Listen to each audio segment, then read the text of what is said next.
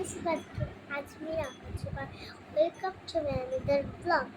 আজকের ব্লগটা শুরু হচ্ছে খুবই মিষ্টি। আমার নোটবুকে আমি অনেক কিছু লিখছি, তার জন্য এখন দেখা যায়। আমি প্রথমেই শাপলাটা আঁকছি, অনেক সুন্দর তাই না বলেন? তারপরে একটা দৃশ্য আঁকছি, শাপলার কারণে দেখা যাচ্ছে না কত সুন্দর। এটা কলা, এটা গাছ, এখানে শাপলা ফুল, এটা গোলাপ আমি নিজের থেকে আঁকছি। ওরা বলতে পারেন দেখে দেখে আঁকছি।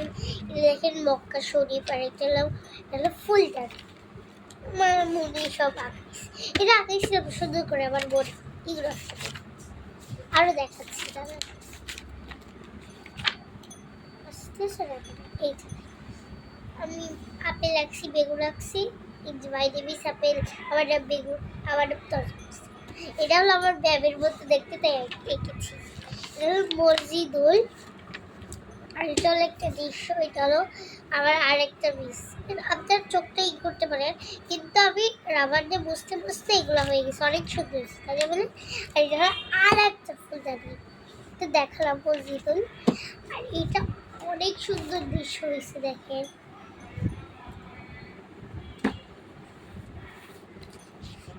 আপনারা কমেন্টে বলবেন কেমন হয়েছে। এই ডেকটা শাপলা তো দেখালাম, এইটাই শেষ।